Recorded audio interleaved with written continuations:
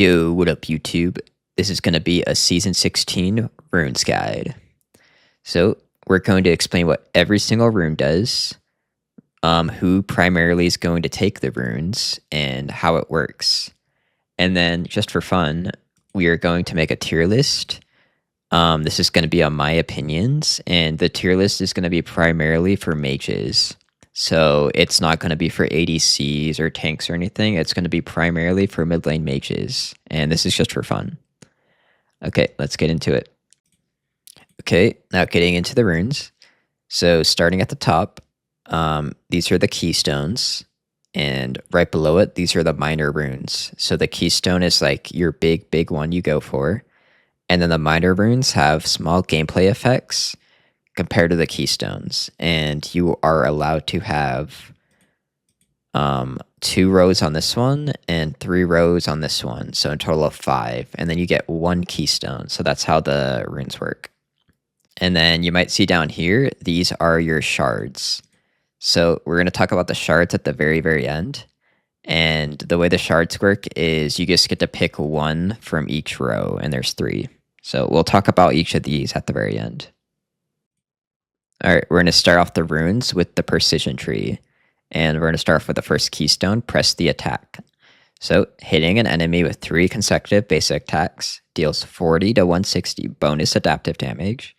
And adaptive damage means you're either going to do AD or AP damage. And it's going to be based off of which one you have the more of. So if you're an AD champion, you're primarily going to have AD. If you have more AP and you're an AP champion, it's going to be AP. So that's all adaptive damage means. And this scales off based off level. And amplifies your damage dealt by 8% until you leave combat with champions. So this is primarily going to be a ADC keystone. And more for like marksmans. Mages will most likely not take this. The only mage who would take this would be Azir. So this is primarily going to be for ADCs. And now going to the ranking portion of this, we are going to put this in niche. So mages do not go this, but Azir, who is like a marksman mage in the mid lane, he does go this. So the niche tier is going to be for champions that like one specific champion would go it. So that's what the niche means. All right, getting into the second keystone, it's going to be Lethal Tempo. Attacking an enemy champion grants you 6% for melee and 4% for ranged attack speed for 6 seconds, up to 6.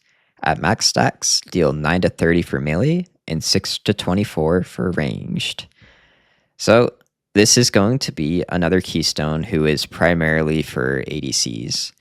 The Percision tree in general, it's going to be mostly for marksmans and ADCs type of champions.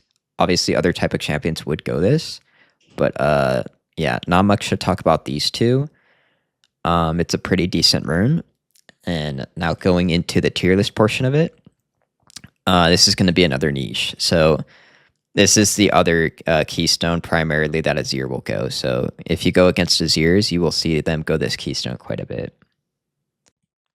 All right, third keystone, this one's a little bit more interesting. Attacking and moving builds energy stacks. At 100 stacks, your next attack is energized.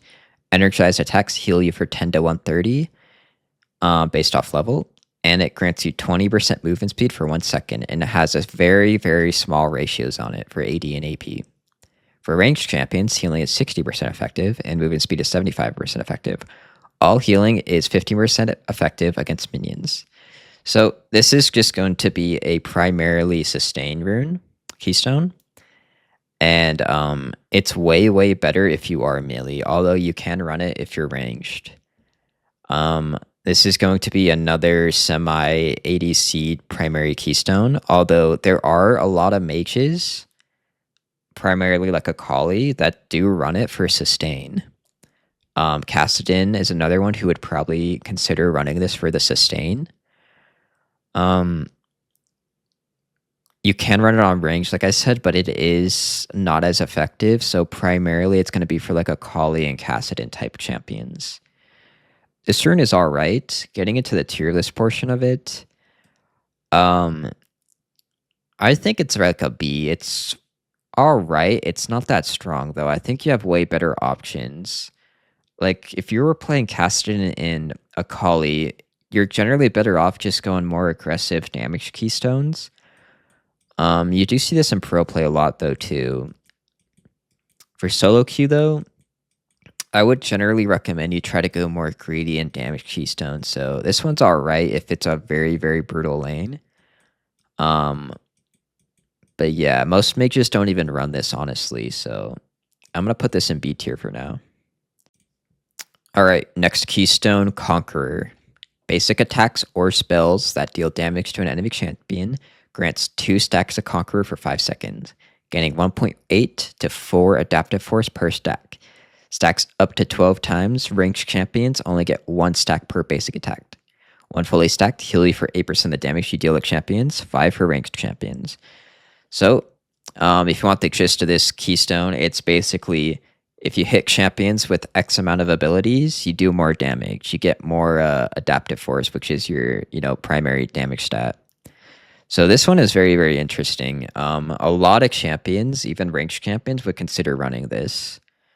Rise was a champion that would run this a lot, but it has been heavily nerfed over the time, and it's primarily better on melee champions.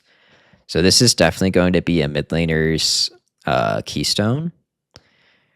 This one's pretty decent. Getting into the tier list portion of it, I think I'm going to put this one in either an A or an S. A lot of champions do use this keystone, and they use it to great effect. Some notable ones that use it are Zed, Akali can even run it, Kassadin. Like, this is a very versatile keystone. I think I'm going to put an A. I think there are way, way better keystones, but this one is a staple on a lot of champions, and you're going to see this one a lot in the mid lane. All right, now we're going to get into more interesting runes. So like I was saying, the Percision tree is mostly ADCs and marksmans, but a lot of the minor runes, you will see a lot of the mages dip into this and mid laners. So starting off with our first minor rune, it's going to be Absorb Life. It has a very simple effect. Killing a target restores 1 to 23 health based on level. So this is a relatively newer minor rune. When it first came out, it was very, very overpowered, and basically everybody ran it. And then Riot pulled out the nerf hammer on it, and now it is significantly weaker.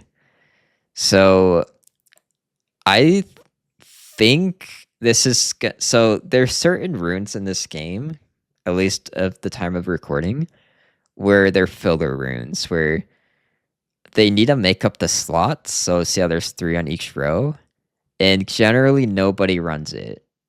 And it kind of just sits there as a placeholder until they like figure out what they want to do with this. I think Absorb Life is basically a placeholder rune. You can argue some champions can benefit from the sustain, but there are way better sustain runes that we're going to talk about later, primarily the Resolve Tree, than Absorb Life. The only case I could see you going this is if you do not benefit from Triumph, which, I mean, it's just, we're going to talk about this later, but basically any champion in the game can utilize this, or you don't use mana or energy. That would be the only users of Absorb Life. So getting into the tier list portion of this, I'm going to put this in D. I think it's basically unusable. You can use it, but the sustain is so little that it's not going to make a difference in like any of the laning phases. Where this is kind of nice is if it gets super later, like let's say you're level 18, like you get the maxed value, 23 HP per target. If you clear a wave, that's 23 per minion, which is actually a significant amount of healing. It's basically like you have like a mini Omni Vamp. So keep in mind, this does work on champions and minions. So it's a pretty interesting rune. It's just the numbers are so low on it after the nerfs that it's hard to even want to recommend this rune. So this is definitely going to be one of the weaker runes, I would say. All right, getting into the second minor rune of the Precision tree, Triumph. takedowns, which takedowns means a kill or an assist. That's what a takedown is. Restore 5% of your missing health, 2.5 your max health, and grants you an additional 20 gold. So this rune, I would say it's not really best on any champion, but it's not bad on anyone. I would say anybody could go this. I believe the heal is delayed by a little bit. So like, let's say you're like 1v1ing, this would be the use case of this rune. It's a very close 1v1. You guys are both about to like die, and then like he ignites you, the minions are aggroing you, and then you get that missing health HP. It's gonna be pretty annoying for the enemy. Primarily the people who run this rune are gonna be top laners, like the Juggernaut class. Yeah, but let's just say you were dipping into this tree like you're a Conqueror user and you don't benefit from these, you would most likely go Triumph. So yeah, this rune is alright. I don't think it's amazing though. Getting to the tier list portion of it, I would say this is a B tier. It's like right in the middle. It's not bad, but it's not terrible either. So yeah, that's where I put Triumph. Alright, next minor rune is Presence of Mind. Damage an enemy champion restores 6 to 50, 80% for ranged, mana or 6 energy. Takedowns restore 50% of your maximum mana or energy. Cooldown for damage restoration is 8 seconds. So, the top portion, the damage an enemy champion restores 6 and 80% for ranged, that is a very, very small amount, especially if you're ranged. This is not a very, very good source of mana sustain. The bottom text, though, the takedowns, which is a killer and assist, restores 15% of your maximum mana. That is a lot. So let's say you get into a team fight and you get a kill. This will give you like almost all your mana back. It is a significant amount to take the bottom text. So if you do happen to get resets and you really need to get like that kill reset for your mana or energy, that is a significant amount. The top text is very, very little, and this can make a difference for your laning. It's such a small amount, it's hard to recommend this. So the primary champions who are going to go this for mana are going to be the ones who are super, super mana hungry and can use like that very little amount. It's going to make a difference. Generally though, if you are going to go this, it's going to be for the bottom text, for the takedowns portion. That's where this rune is really, really valuable. Just because the top text is so weak, getting into the tier list, I am going to put this in a B tier. I think it's not very, very strong. This is for the mana portion. I'm not too sure about the energy portion. It could be like a lot better, but for the mana portion, the laning is basically irrelevant part. A big portion, or a big upside of this rune, why it's not going to go in D tier, is because it works in the laning phase. So the difference between a rune working level 1 and not working level 1 is a huge deal. And we're going to talk about that later with some of these runes. If your opponent has a rune that actually does something in the laning phase, and you do not have a rune that works in the laning phase, they're already at an advantage. So if they went Presence of Mind and you went, we'll talk about this later, Gathering Storm, which is a scaling rune, they already have an advantage on you, which is a huge, huge deal. So that's why I'm going to put it in B tier for now. But overall, it's pretty minor effect. Okay, getting into the second row of the Precision tree, Legend Alacrity. Gain 3% attack speed, plus an additional 1.5 for every legend stacked. Max 10 stacks. Each progress towards legend stacks for every champion takedown, epic monster takedown, large monster kill, and minion kill. So if you want the explain like up 5 version of this, it's this scaling rune, and basically anything you do in the game, it's going to stack towards it. So all 3 of these work the same exact way. They all work off of the legend stacking mechanic. And basically, if you're CSing good, you're taking down champions, clearing jungle camps, that's all going to progress towards this. So this is stacking towards killing the resources in the game. And I believe the enemy champion takedown, which is an assist or kill, is going to give you the largest portion of the legend stack. And the minions are going to give you the least. So as you can see, the champion takedown portion is number 1, and at the bottom text, it's minion kill. So that's in terms of the value of how much it gives you. This is going to be primarily for ADCs again, just like most of this tree is, and marksmans. There are very specific champions that would run this. Again, Azir, because he's like a marksman for the mages. Pretty decent though. A lot of champions would run this. You could run this even though you're not a ADC, and the reason being is we're gonna talk about this later, but attack speed is meta on almost all the mages, and this gives you 10%, and this gives you 3. So generally you're never gonna run this on a mage, but it is an option. And then getting to the tier list portion of this, this is gonna go on niche again. Only basically Azir would run this for mages. So yeah, that's why it's on the not used, because Azir would run this. All right, getting into the next minor rune in the second row, Legend Haste. Gain 1.5% basic ability haste for every legend stack, max 10 stacks, and then the same stacking mechanic that we just explained with the alacrity. So go back if you didn't hear how it stacks. So this rune is very, very good. This is like a top tier rune on any champion that uses ability haste. And, you know, mages primarily use ability haste. So this is a top tier rune. A lot of champions use this. And at max stacks, this gives you 15 ability haste. That's a lot. This is the highest ability haste rune in the game. Now, keep in mind, it says basic ability haste. What basic means is that this does not affect your ultimate. So keep that in mind. If you're an ultimate-centric champion, you might not want to consider this. But most champions, they have very, very long basic cooldowns. So think Mel with her W, Syndra's E, her stun. They have very, very long basic abilities and not so long Rs. This is a top tier rune on any champion that wants to reduce their cooldown, and this is the highest you can get. Keep in mind though, this is a stacking, and if you don't get a lot of champion takedowns or you're missing a lot of your CS, it's going to take a long time for this to stack. So primarily, I think this stacks between 15 to 20 minutes around that timer, depending on what's happening in the game.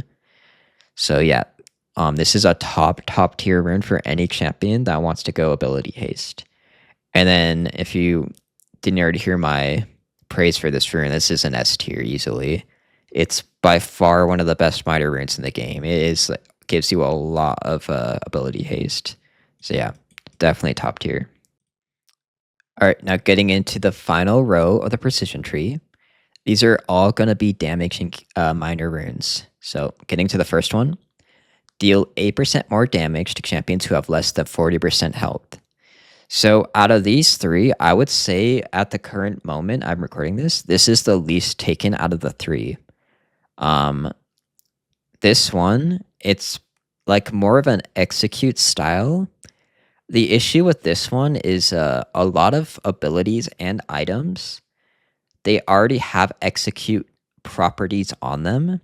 So if you have an execute item or you have an execute in your kit, you lose value out of this rune actually. And you don't get this unless they're below 40% HP. So starting at like around 39, right? This rune is alright though. I would say generally this is going to be the least one you take out of these 3 because these 2 are kind of just better. Before, this would actually be like the go-to one and it was actually significantly better. But if you really need to like get the shutdowns or something, this is like the perfect one for KSing. So if you want a KS, I would say this is an S+ tier rune or minor rune. But general use, I would say this is generally going to be the worst out of the 3. And then that's going to reflect in our tier list. So we're going to put this one, and I'm going to put it in B. I don't think it's C tier bad because it is usable. It's just it's really mediocre, honestly. Yeah, we're gonna get into the next two, but you'll see why. But yeah, this one's kind of mediocre in comparison to the next two we're gonna explain. All right, next one we got Cut Down. Deal 8% more damage to champions who have more than 60% HP. So this is a very, very strong rune. I think this is another rune that almost any champion in the game can go and they could benefit from it. The ones who aren't going to benefit from it are ones who do not interact with the champions. Like you're more melee based or you're more of like a healer. You're primarily not going to want to go Cut Down. But if you are a damage dealer, especially if you're ranged, this is a top tier rune. And this is going to be the most used out of the three. And the reason being is the condition is when they're more than 60% HP. Every single champion is always going to be above 60% HP. So just think about this. The laning starts, boom, it already activated. Team fight starts, everybody's generally going to be max HP, boom, it already activated. And 8% is a significant amount, and you can see how much damage your runes do in the post-match. And generally, Cut Down is going to do more damage than the Keystones, which is kind of silly, but yeah, this rune is just absolutely bonkers. It is like top tier. You'll see ADCs running it, mid laners running it, top laners. Everybody just wants to go Cut Down because it's so overpowered. Yeah, because the condition is just so easy to meet. It always happens. So basically, this just says deal 8% more damage almost all the time to champions. As compared to this, they have to be below 40% to get the 8%. So the team fights, they don't start off below 40%. And when you start the laning, they don't start off below 40%, right? They're going to be max HP. And this also is better versus sustain users too. So like if they're always healing, popping their potion for when they take any damage, Doran shield, this is just going to really help with your damage. And this scales too. This works level 1 and it scales to the late game, especially if they're like super tanks. So yeah, this is just a nutty, really, like this is one of the best runes in the game, honestly. Like this might even be the best minor rune in the game, you could argue. It is very strong. And yeah, if you could guess where this is going to go, it's going to go in immediate S tier. Just a really strong rune. Probably one of the best in the game, definitely. Alright, getting into the final rune in the Precision tree. Last Stand. Deal 5 to 11 increased damage to champions while you are below 60% health. Max damage gained at 30%. So when you're at 60% or 59, I believe, you get the 5%, and then when you're at 30%, you get, and below, you get the 11%. So this one has a higher threshold than both of these, but the condition is you have to be low HP. So you already have to be at a disadvantage for this keystone to work. So I see this as primarily more of a cheese-ish keystone or minor rune. Notable users of this would be Cassiopeia for mages. For non-mages, it'd be like Tryndamere, because Tryndamere pops his R when he's at 0% HP, right? And then he gets the 11% increased damage. So this is a really big cheese keystone, I would say, or minor rune, and it's gonna be generally less used. Like almost everybody just goes Cut Down with this. Last Stand is definitely like top tier on some champions that really utilize that low HP threshold, like Tryndamere. And then getting into the ranking portion of Last Stand, it is going to go, I would say it's going to be B or niche. I'm going to put a niche. I said Cassiopeia is a primary user, but the thing is, you can just use Last Cut Down on Cassiopeia, and it's just as good, if not better. So yeah, it's going to go niche for now. Only specific champions would run this, I would say. Okay, now we are going to get into the red tree, which is the Domination tree. This is all about primarily damage, not almost all of them, but we'll get into it. So the first keystone is going to be Electrocute. Hitting a champion with 3 separate attacks or abilities within 3 seconds deals bonus adaptive damage. The damage is 70 to 240 and has a very, very small ratios for AD and AP damage. The cooldown is 20 seconds. So, a lot of mages will run this. This is going to be your primary assassin and mage burst keystone. The damage on it is very, very high. 70 to 240 is very, very high for a keystone. Yeah, you're basically going to see this on a lot of burst champions that can easily proc it with 3 separate attacks. And the cooldown isn't that long at all. 20 seconds is pretty short. Some things to note about this keystone is you do not want to go it if you can't easily proc it within 3 attacks. So if you're primary, like you hit them once, you generally don't want to go it. Also, if you're more of a poke-oriented champion, you don't want to go this. This is a burst. This is just all upfront damage. 70 is quite a bit. And now getting to the tier list portion of it, I'm going to say electrocute. It's either A or S. I'm going to put in an S just because a lot of champions would run this, and the damage is quite high for a keystone. It's probably one of the highest. The only thing that makes me want to kind of put in A is the condition is kind of hard to meet sometimes, hitting champion with 3 basic abilities or attacks or abilities. Some champions can struggle to do that, and if you're versus better players, they're going to make it so you can't always proc it on them. So I'm going to put it in A, but you can definitely argue S. It could be either, I would say. Alright, next rune is going to be Dark Harvest. Damaging a champion below 50% health deals adaptive damage and harvests their souls. Permanently increases Dark Harvest damage by 11. Dark Harvest's damage is 30 plus 11 damage per soul, and then a very small ratio. And the cooldown is 35 seconds, and it resets to 1 second when you kill a champion. This is a pretty niche rune. Most champions' primaries will not be Dark Harvest.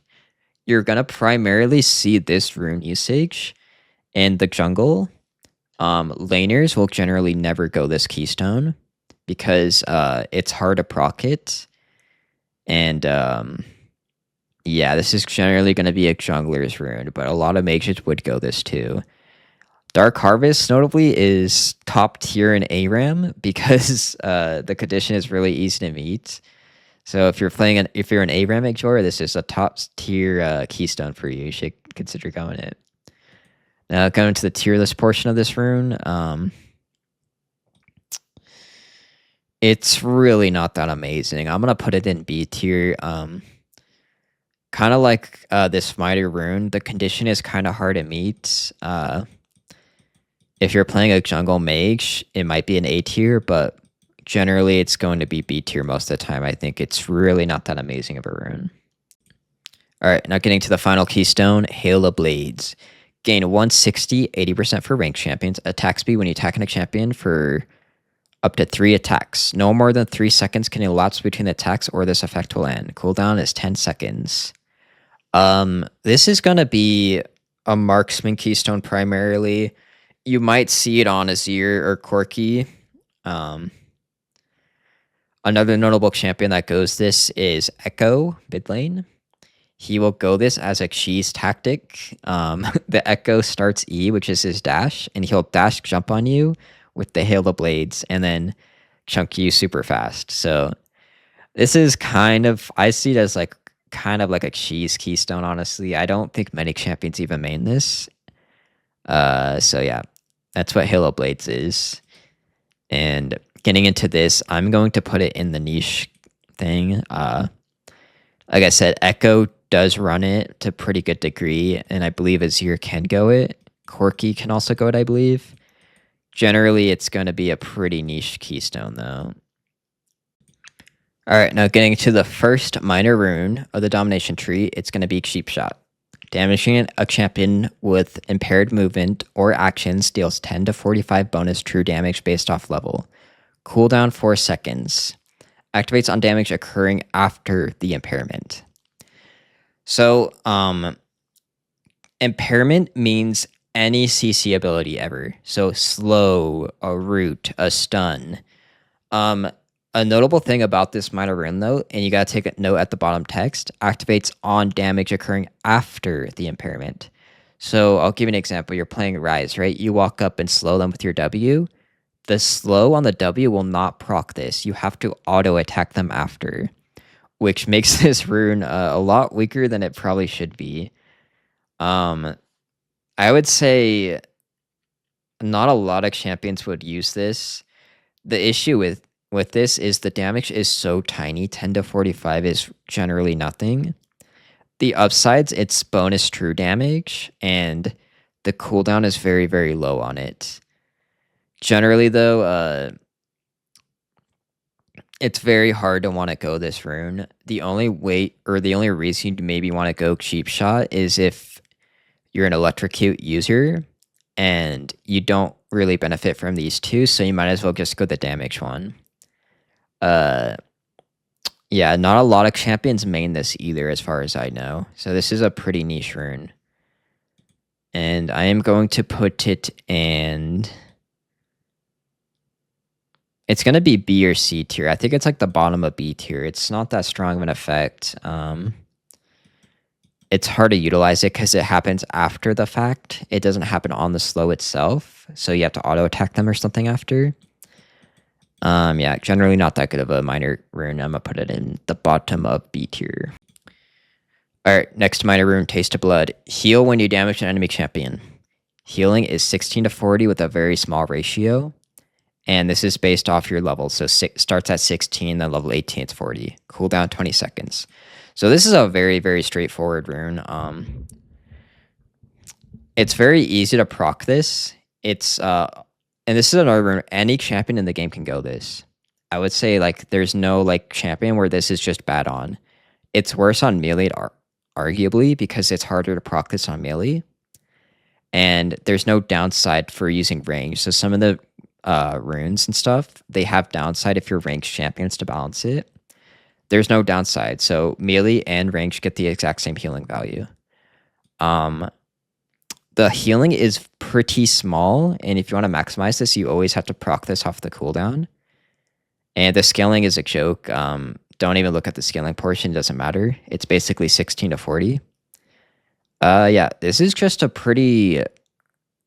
Not mediocre, it's just a really like whatever rune. It's not that amazing for sustain. And then getting into the tier list portion, I'm going to put this in B tier.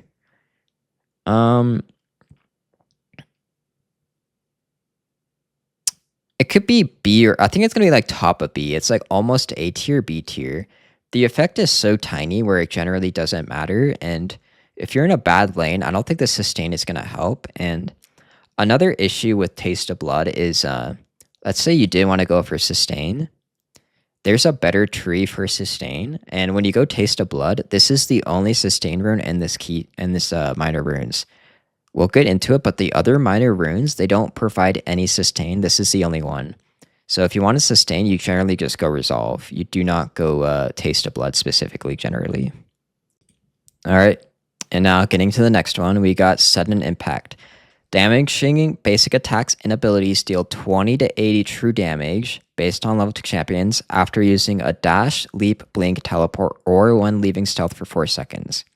Cooldown 10 seconds. So this is going to be only used by champions with a dash, obviously. If you are immobile without a dash, so like Ryze, Syndra, Orianna, you cannot use this. So this immediately already limits the people who can even use this rune. The effect is very, very strong, though. As you could tell, 20 to 80 true damage is quite a bit for a minor rune. I mean, just compared to Cheap Shot, which is 10 to 45. And this condition is easier to use, too. So LeBlanc, like, dashes forward or blinks forward, gets the true damage. It's very, very simple. So yeah, this is going to be more used in the mid lane, but there are some ADCs and stuff that could use it, like Kalista. Getting into the tier list portion,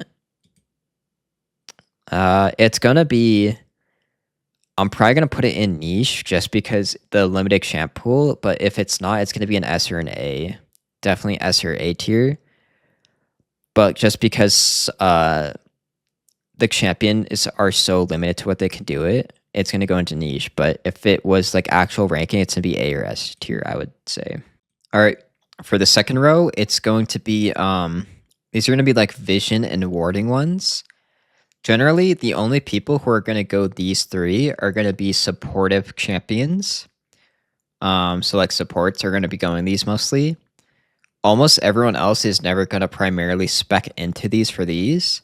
The only reason you'd ever go these on like damage dealers primarily, it's going to be because you have to go into it. Like when you go electrocute, you have to pick one of these. So it's kind of like pick your poison. They're all generally not really that amazing. So the first one is 6 Sense. Automatically sense a nearby untracked and unseen ward, tracking it for the team. So if it's warded somewhere and you walk over it, it's going to ping it, and everyone on your team will know that it's warded there. And then level 11, it also reveals the ward for 10 seconds. So like you can actually destroy the ward without a red trinket. Level 11 is so far into the game though, so that effect is not going to really make a difference. And the effect has a 250-second cooldown, which is very long. So this is just kind of nice. Like if you're not sure it's worded there, some junglers would run this. But this is a pretty niche rune. Issue is you have to actually walk near it to go see if it's warded. So if it's already warded, you might be face checking a brush. It's just kind of nice to like know it's worded there. It's generally not going to really impact your solo queue games. And then for the tier list, where would I even want to put this?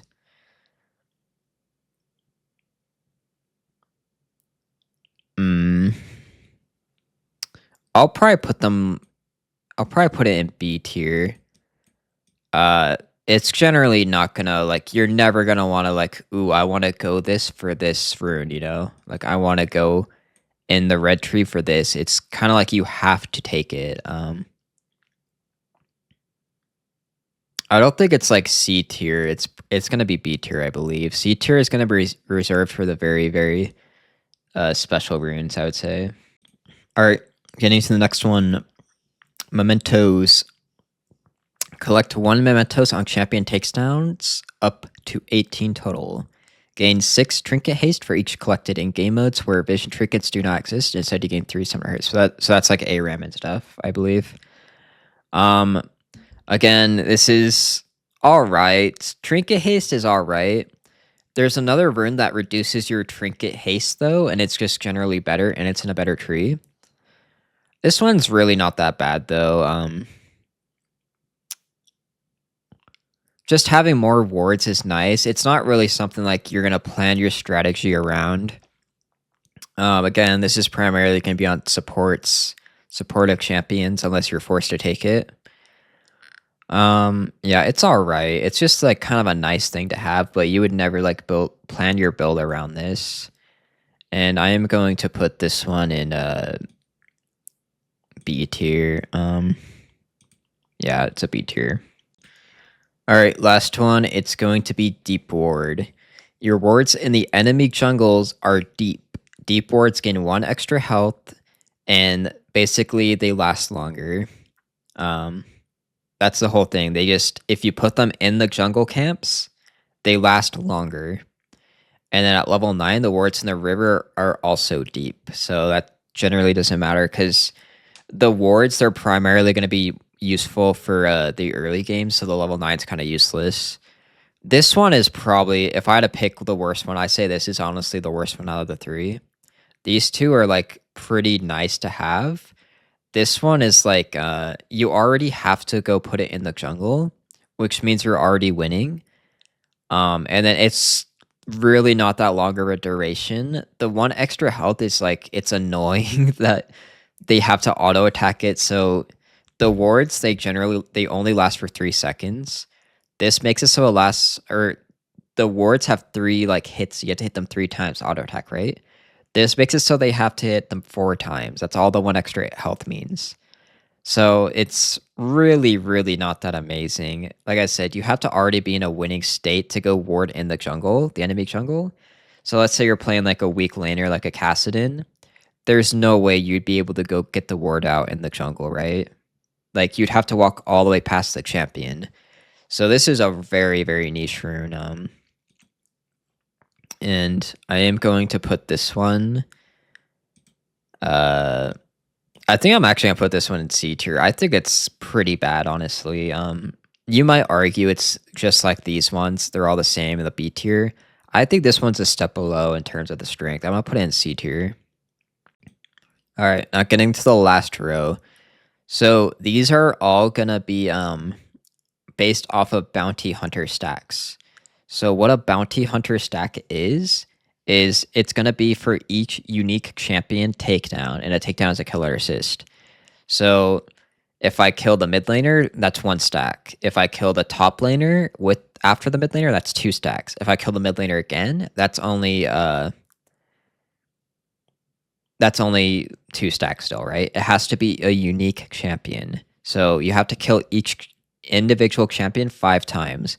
So if somebody is very, very hard to kill, they have like a 20-0 Darius top who just refuses to die or something, you're only going to have 4 stacks. So that's something to keep in mind, and why these runes are a little bit weaker than you might think.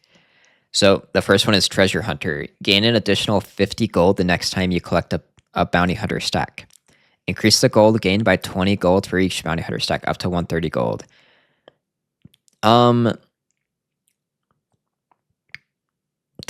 This rune, it's like, again, it's kind of like pick your poison almost with most of these. You're primarily going like one of these if you have to go into the electrocute. Like this is where most of the strength is like the keystones. Treasure Hunter, it's alright. The issue is if you did want gold, there's better sources of gold. So I would say the main users of this minor rune, it's going to be junglers, because the jungler is going to have the highest opportunity to kill all 5 champions, and they do benefit from the gold, and they have the highest chance to get a kill early too.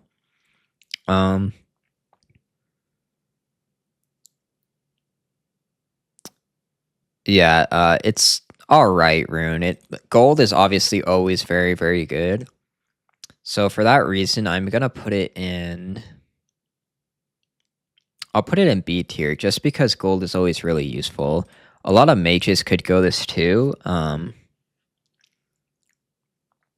Yeah, it's alright. I would never specifically go into the red tree to go for Treasure Hunter. It's just a nice little bonus you can have for like a little bit of extra gold. But if you want gold, we're going to get into like the gold generation ones later. So yeah, this is just kind of a nice thing to go for. All right, next one is going to be Relentless Hunter. Gain 8 movement speed out of combat per bounty hunter stack. This one's alright. So actually, now that I think about it with the home guards, this one is actually very, very weak. With the current patch we're on, the home guards, if you don't know, whenever you back and then you leave the base, you get a crazy amount of movement speed. And 8 is like, it's kind of nothing. Like, just for reference, tier 1 boots give you 25, so 8 is like really, really nothing. Honestly, this rune is like really, really bad the more I think about it. The main users who want to go this and they're going into this tree, it's going to be people who are like roaming all the time. So like a pike or something, right? Who just wants to run around the map. Even then, like there's better options for movement speed, I think. And honestly, with the home guard bonuses in the game, I think I'm going to put this one in C tier. I think it's needs to be updated or something. The home guards honestly killed this rune in a lot of ways. Yeah, pretty weak rune overall, I would say. All right, and now the final minor rune in the Domination tree, Ultimate Hunter. You gain an additional 6 ability haste plus an additional 5 ability haste per hunter stack. So this is a very, very, very good rune, I would say. A lot of champions would actually spec specifically into the Domination tree for the Ultimate Hunter.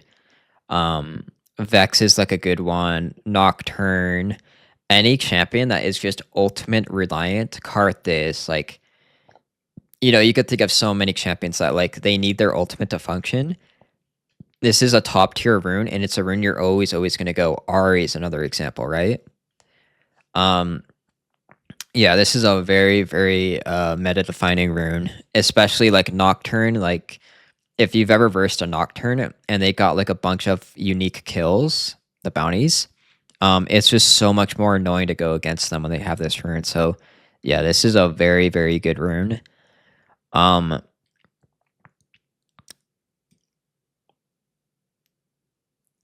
It's gonna go in A or S. Let me think about this. So it's S tier on very specific champions, but on most champions, the ultimate haste is useless. So for that reason, I'm gonna put it in A. But if you're playing Nocturne, Ari, Karthus, anything that just relies on your ultimate, it's by far an S tier. It is a very, very good rune. But just because of the distribution, like, the thing about these two is every single mage can go these, right? And it's always just good. This, it's very specific on the champions, and that's why it's going to go into the A tier. But if you are a user of Ultimate Hunter, it is like it definitely, like, you always go at S tier rune, I would say. Alright, now we get into the very interesting runes. So now we're in the Sourcery, and if you could tell by the name, this is going to be like the mage's tree generally. So this is where most of the mages are going to spec into. A lot of other champions spec into this secondary too. For a lot of the minor runes are very, very good and versatile. So let's start off with the keystone. The first one's going to be Summon Airy. Damage enemy champions with basic attacks or abilities, sends Airy to them, dealing 10 to 50 based on level, empowering or protecting allies with abilities. So empowering or protecting means you shield them or give them any type of bonus. So it could be movement speed or anything. If you give your ally a benefit like movement speed, like I put the ball on someone and then I push W with Oriana, give them movement speed, you get the Airy. Shielding them for 30 to 100 based off level, and a very small ratio on both of the sides. Airy cannot be sent out until she returns to you. So when you use the Airy, it goes out, hits the champion, and then it slowly crawls back to you. It's a very short cooldown, though. If I had to guess, it's like 5 seconds. It's based off distance also. So if you're closer to the champion, it has a lower cooldown. This is just a very, very consistent rune. Many champions, this is their best rune, Keystone. And the reason being is it's any basic attack or ability. There's no condition to it. Anybody can use it. If you have a shield or a heal, you get the second benefit too. But some champions, they'll just do this because it's the highest damage for the early game if you don't use electrocute. And the reason is it has the shortest cooldown. So it's like 5-ish seconds, right? The damage might seem low, but if you just keep on proccing Airy, it adds up to a lot. So yeah, this is a very, very versatile rune, and a lot of enchanters and mid laners are going to go this rune. And for that reason, it's going to go into the S tier. And it's because any champion can use it to like varying degrees. It's going to depend if you have a shield too, if you can utilize the second portion. But this is a top tier rune on almost like a lot of champions, and this is really, really good if you want to be a lane bully. This is a top tier lane bully rune. So yeah, for that reason, it's going to go into the S tier. Alright, next we have Arcane Comet. Damaging a champion with an ability hurls a comet at the location. If the comet is on cooldown, it reduces its remaining cooldown. So it's 30 to 130 based off level, and the cooldown is 20 to 80. It also has reduced cooldown based off of the type of ability used on the champion. So if it's single target, it's 20. Area of effect, it's 10. Damage over time, it's 5.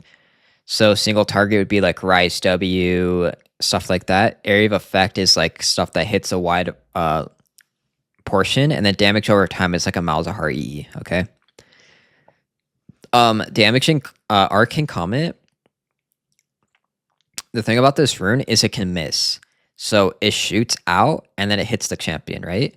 You can dodge the comet though. You can just walk out of it. You can dash out of it. So generally, the way you look at this is like between these two, because generally it's like you either go Airy or you go Comet if you want like the damaging keystone and the sorcery. It's going to depend on two things. One, do you have a primary CC ability? Because you have to have a CC ability to utilize this completely, like a slow.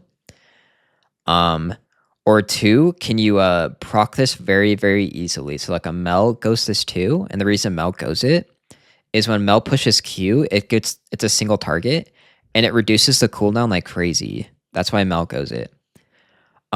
Primary users of this would be like Lux. Every single ability that Lux does, her E and stuff, and her Q, it slows the target, right? So it always guarantees the comet will hit. But if they have a dash, like you're versus a super mobile champion like an Akali, it's not even guaranteed to hit even if they get slowed because they just dash out of it. So you really have to know who's going to use this keystone. It's definitely best in slot on a lot of champions, but the versatility is lower than Airy. And the fact that the cooldown is very long, it's 20 seconds.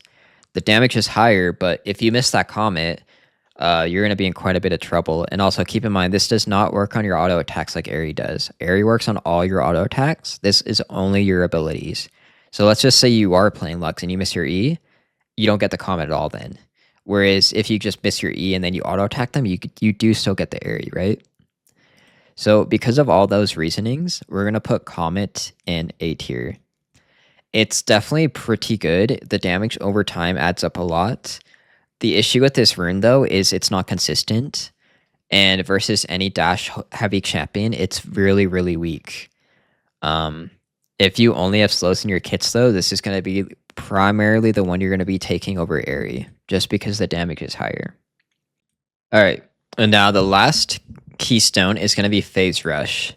Hitting an enemy champion with 3 attacks or separate abilities within 4 seconds grants 25 to 50 movement speed based on level, and 50% slow resist for 3 seconds. Movement speed is 75% for ranked champions. Cooldown is 30 to 10%. So, if you know me, I am a Phase Rush enjoyer, believer. This is probably the keystone I always go, and there's a reason for it. This keystone is meta defining if you utilize it. So when you read this text, it sounds like it's a it's like what do you call it? A defensive keystone, right? It can be a defensive keystone. It's also an aggressive keystone, though. It serves both purposes. So let me give you some examples of Phase Rush.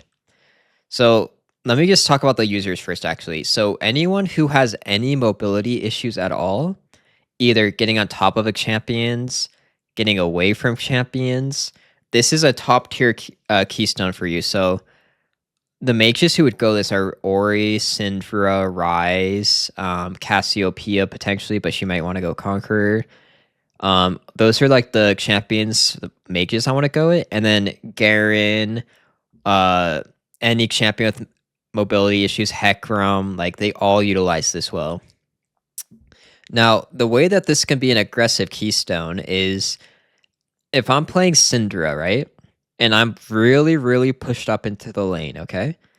And I don't know where the jungler is, I don't know where the mid laners, and I don't have flash. If they gank me, I die instantly, right? And I'm like hitting the turret in the turret plates.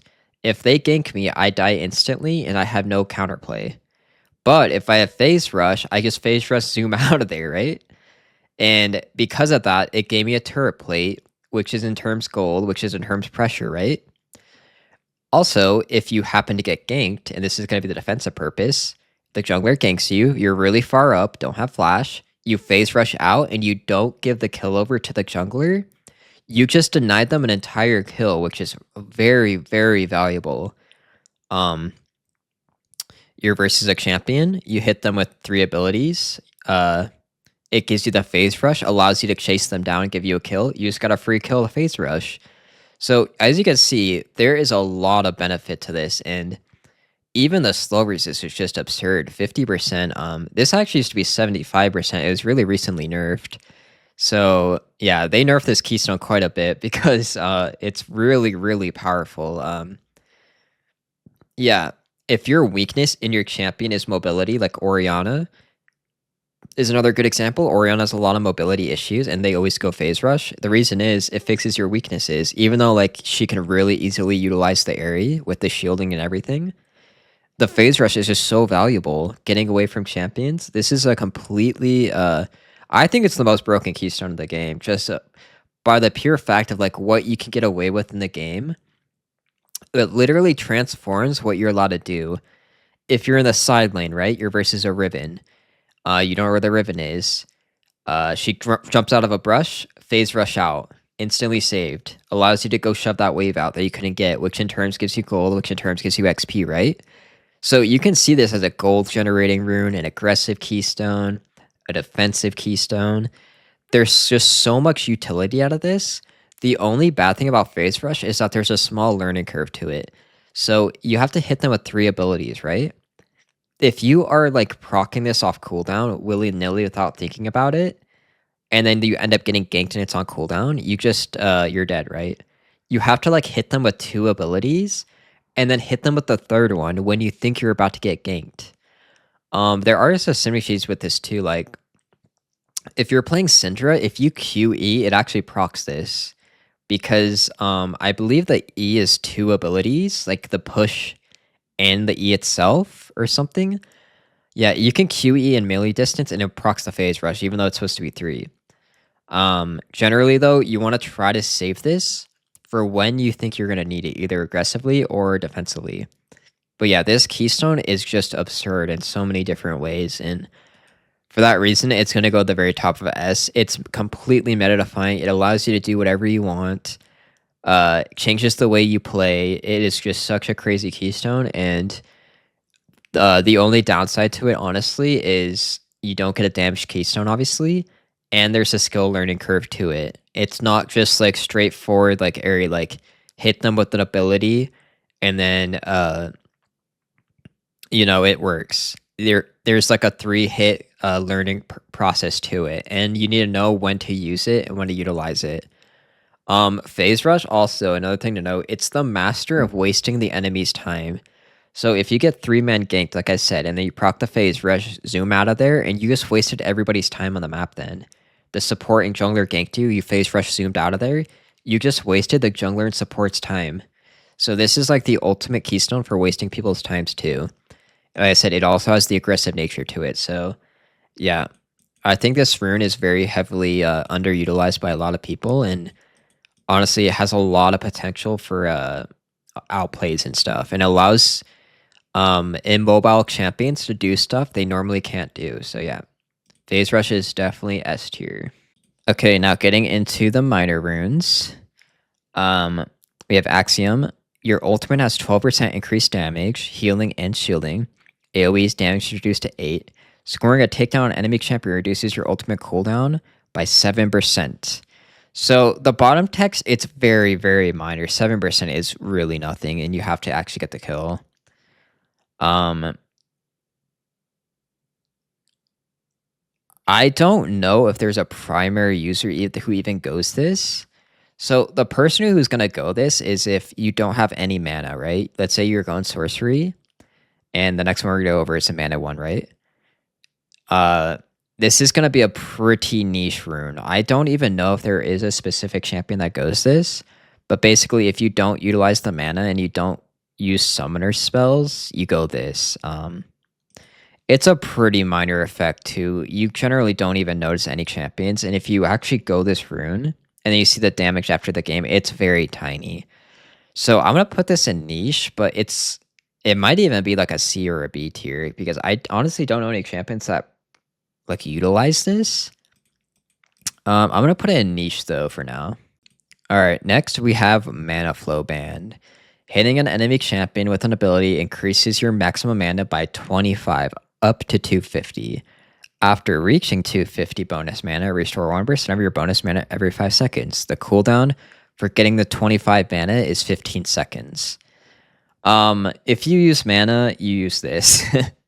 This is what Mana Flow Band says. If you use mana and you have any mana issues at all, even if you don't really have mana issues and like you just kind of need mana, you go Mana Flow Band.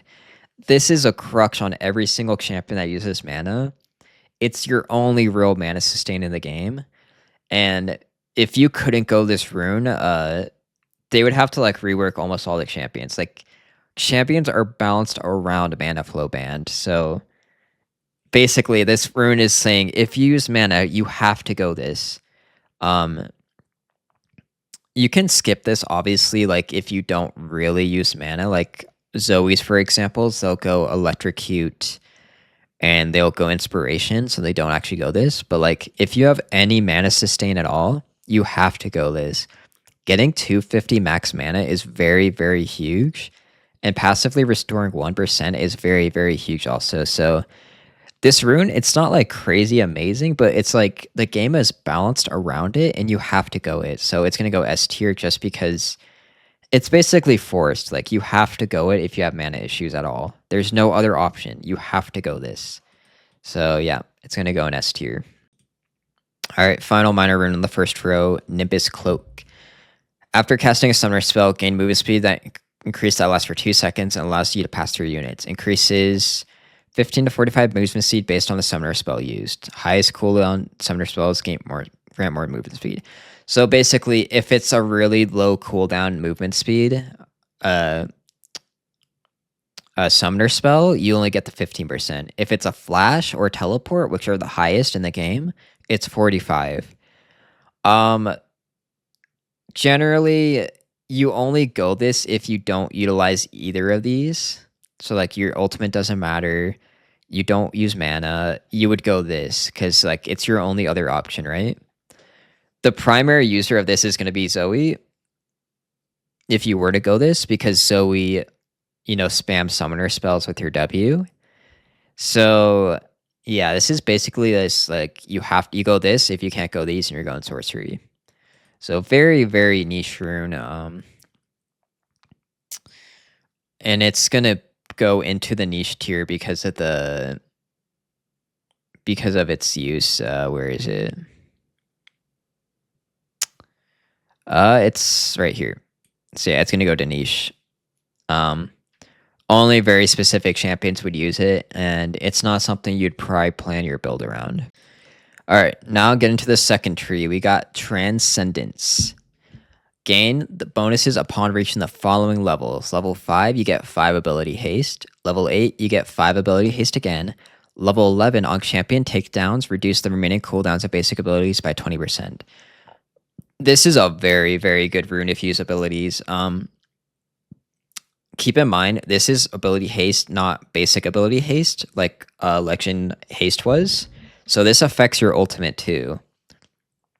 So at level 8, you get 10, and level 8 is really not that far. Level 5 is pretty reasonable too, so you will actually use this in the laning phase.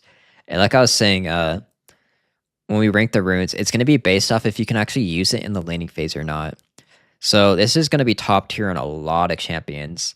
If you have any ability, like longish abilities, you always go Transcendence. It is a very, very powerful rune, and it's generally going to be the best out of these 3 options. The only downside of this rune is it doesn't work in the laning phase level 1. But level 5 is like, it's close enough to where it shouldn't matter for most champions. The level 11 effect, if you have really long cooldowns, this is actually kind of noticeable. So like, I'll give you an example. Syndra's E, it's around 15 seconds. If you do get a takedown, it will take that down to like 12-ish, 11 seconds. So like you will notice it in the team fights, the level 11 effect too. But the level 11, it's just kind of like a cherry on top. Even if it was just the first 2 options, the 5 and the 8, you would still go this. Very, very good rune, and it is going to go immediately into S tier. Very, very powerful rune. And it's going to be the go-to on a lot of champions that need the ability haste. All right, next minor rune, we got Celerity. All movement speeding are 7% more effective on you, and you gain 1% movement speed. So Celerity on paper, it seems extremely weak. And it is very minor bonuses. These aren't a lot. There are a lot of upsides to this rune, though. And also keep in mind, with the home guards, this rune got buffed. So, the home guards with how crazy the movement speed is, you always get the celerity bonus with it. Granted, it's not like that amazing, but it is the thing to keep in mind. Celerity got low-key buffed with the changes to the home guards. You'll see Celerity run by a lot of pros, even if you don't have a movement speed in your kit. So like they'll run it on like Victor, Syndra, or I guess Syndra is a better example, right? Even though Syndra doesn't have a built-in movement speed. And the reason they do that is this works level 1. Like I said, there's a huge difference between runes that work level 1 and runes that work like, level 5 or we're gonna get into it level 10, like 10 minutes, right? There is a huge difference. And in pro play, very, very high elo, they highly value the level 1 and early laning phase, even if the benefit is so minor. The fact that it even gives you any benefit over your opponent. So like let's say your opponent went Transcendence and you went Celerity. They don't have a rune for the first 5 levels. You have a rune that actually does something. That's the difference. Maybe this like helps you chase them down or something. It's such a small bonus though. It's hard to tell. But yeah, the people who would run this are anyone with a movement speed in their kit. So Hecarim is a really good abuser of this. He always goes Celerity. It synergizes with Phase Rush too. That's another thing to keep in mind. It's not that crazy of a bonus though, you gotta realize. Yeah. This is also really good versus skill shot matchup champions. So if you're versus a Syndra or like a Lux, it might help you dodge one of their abilities if you go this. So yeah, it's a very minor bonus, but because it works level 1 and you don't have to think about it, I'm actually gonna put it into A tier.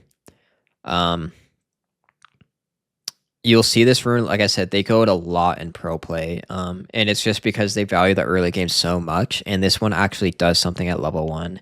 A lot of the runes, they don't do anything at level 1, so if your rune actually activates level 1, it's going to be a huge benefit over all the other minor runes, so keep that in mind. Alright, final one, we got Absolute Focus. While above 70% health, gain adaptive bonus of 18 attack or 30 ability power based off level. And you get 3 level 1, you get 1.8 level 1. So this is another rune that it works level 1, which is a really big deal. The issue with this rune is it's very hard to keep it active. You have to be a very hyper-specific champion with long range to be above 70% HP. Also, keep in mind, there's another rune we talked about, Cut Down. It deals 8% to champions who have more than 60% HP. So this nerfs Absolute Focus. This is literally a direct nerf to Absolute Focus. And this is a meta key minor rune, so that took down the strength of this minor rune a lot.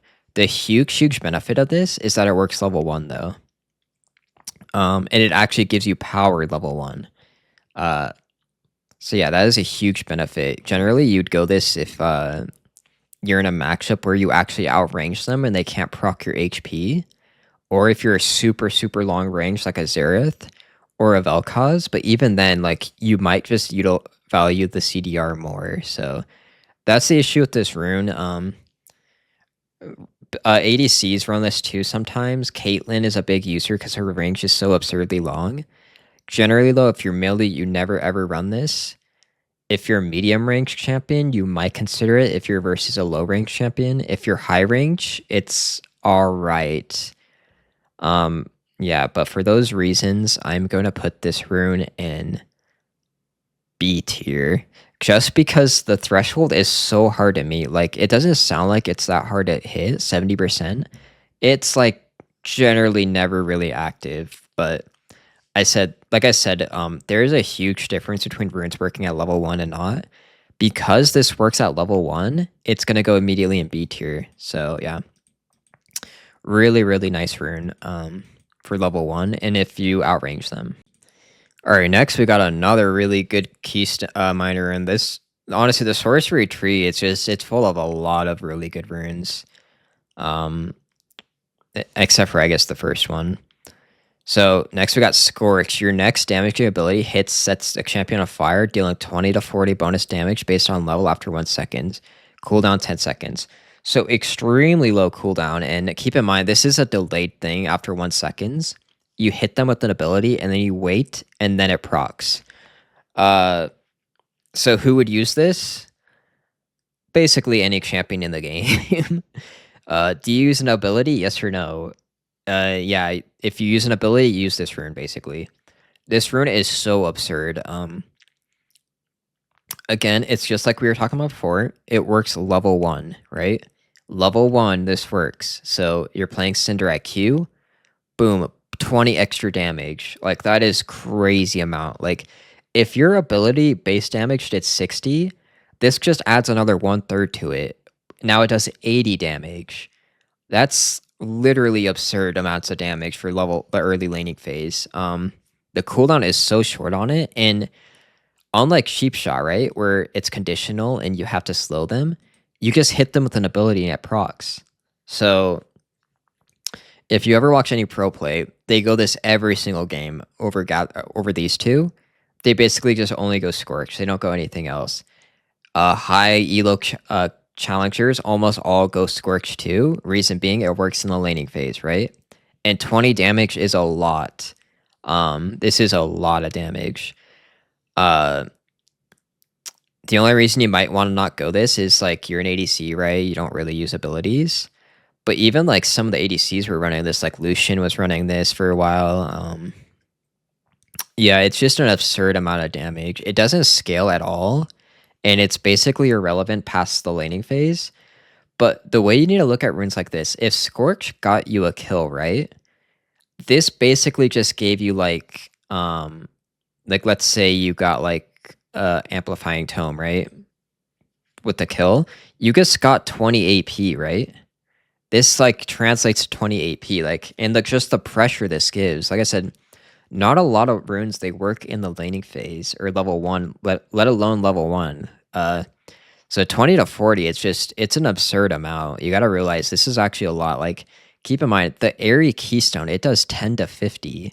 This does more than Airy level 1, the Keystone, and this is a minor rune. So yeah, this is a really, really good rune, and you will see this always ran in pro play, and because of that, it's easily S tier. Just a completely meta rune. Yeah, really, really good. And this rune, it's arguably better in higher elo too. Like, the higher elo you are, the more you're going to utilize this. All right, the next minor rune, it's going to be Water Walking. Gain 10 movement speed and 13 to 30 adaptive force based on level 1 in the river. So this is going to be primarily only used on junglers, and the reason being is you're just not going to be in the river that much as a laner. You know, if you're playing mid, you're only going to be in the mid. If you're playing top, you're generally going to be top lane. And also you have to realize you're giving up either Scorch or we're going to talk about Gathering Storm, right? So it's the opportunity cost too. I think the really big users of this is like Hecarim. Like, most junglers don't even want to run this either because they don't really utilize the movement speed in the river that much. Where this is kind of nice for, it's when you're doing dragons or like helping in the river fights. But like I said, it's the opportunity cost. You're giving up Scorch and Gathering Storm. So yeah, very, very niche. Mostly only going to be seen as on junglers. And then in the tier list, this rune is really bad. Rise was taking it for a little bit, but now like all the pros in the metas are in the meta, like rune pages, are the Rise is just going Scorch now again. So I'm gonna say this is C tier. It's very, very bad, and if you're like a mage, you're generally never gonna take this, especially if you're a laner. Very, very niche. All right, last one, we have everybody's favorite, Gathering Storm. Every 10 minutes, gain AP or AD adaptive. 10 minutes, you get 8 AP or 5 AD. 20 minutes, you get 24 AP or 14 AD, and then it keeps on scaling on and on and on. The notable one is going to be the 20 minutes one, I would say. So there's a few issues with this rune, especially if you're in higher elo. One, it's directly comparing to Scorch, which does the same thing. It does damage, right? So let's just do a scenario like we're playing 2 champions, right? Our basic ability at level 1 does 60 damage, right? Just as a random example. Well, mine does 80, and you went Gathering Storm, and you're doing 60. So if we do that 3 times, right, that's going to add up to a lot of damage, right? That's already 60 damage. So I'm doubling my damage with 3 abilities, and you don't have a rune. Do you see how that could be a big issue? And also, if you look at any of the pro plays builds, they always go Scorch every single time. Faker, Chovy, all the best players you could think of, they go Scorch every single game in their competitive games and their solo queue games. Even though their competitive games often go to like 30 to 40 minutes, they still value the Scorch. And the reason being is it's just such insane damage that actually works in the laning phase.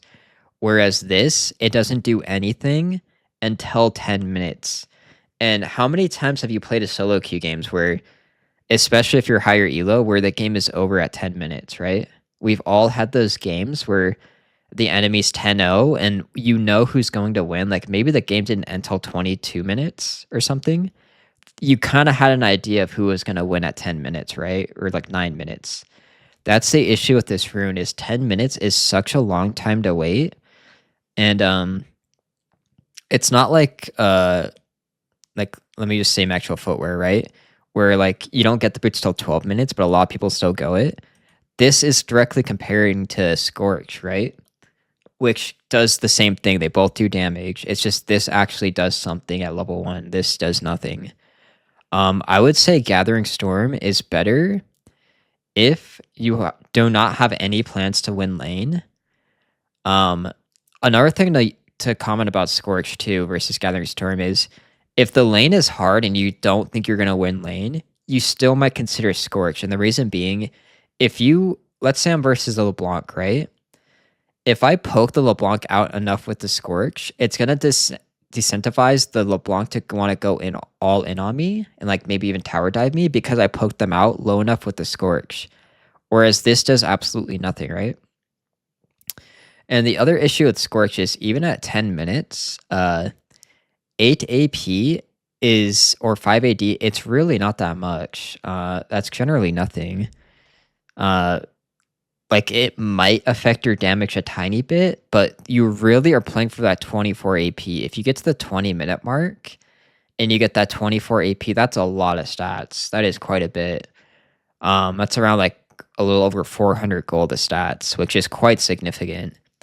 It's just the issue that's 20 minutes, right?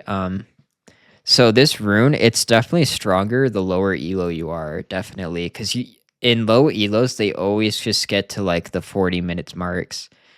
Yeah, there's just a lot of issues with this rune.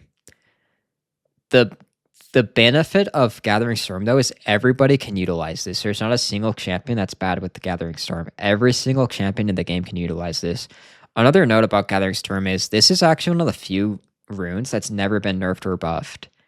Gathering Storm, this is how it came out on release, and it's still the exact same. So take that as, with what you will. So, yeah.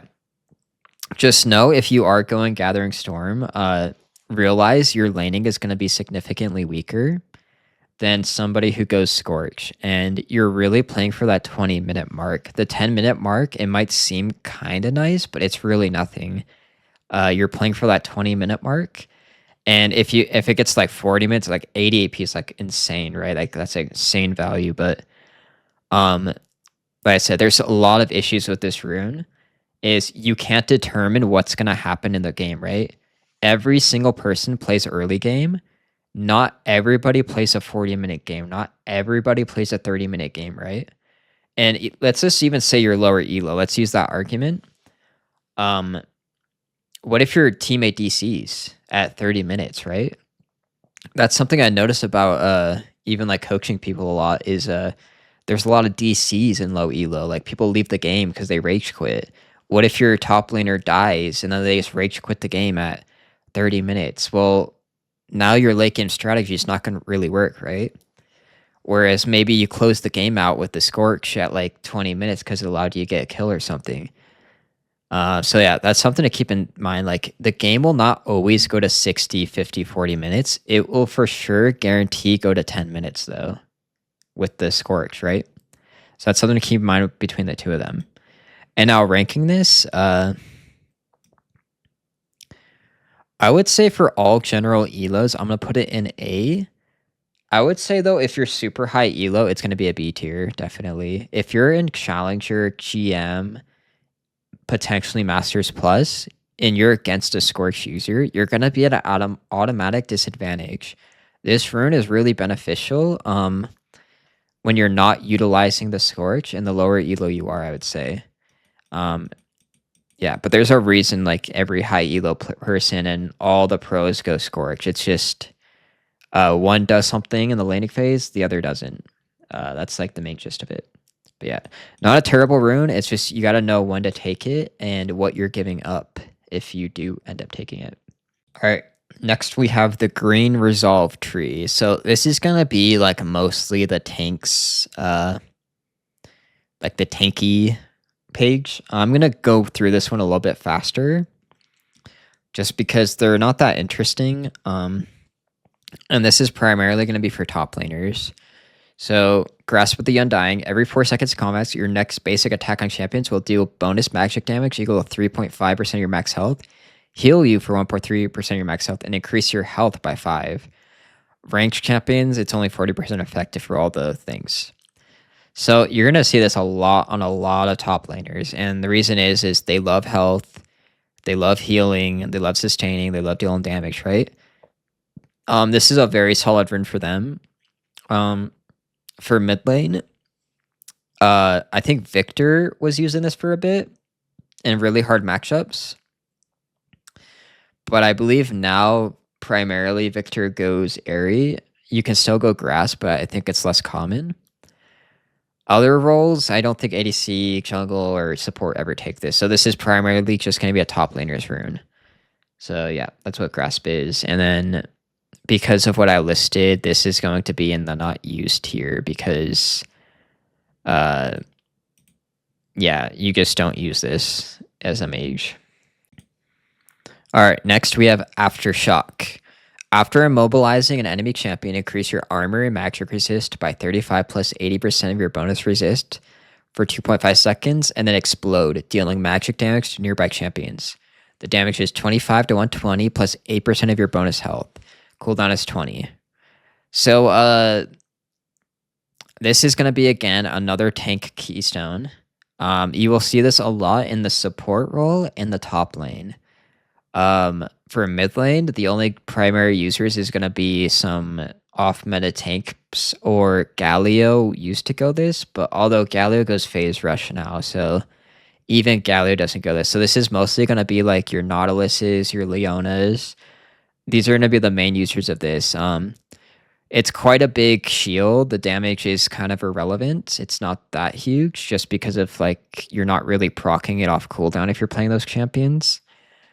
But yeah, you're going it for that armor and magic resist. 35 is a lot. So like when they CC you and they get that aftershock, they're basically like not going to take damage for a little bit in the early game. So really, really nice for them. Yeah.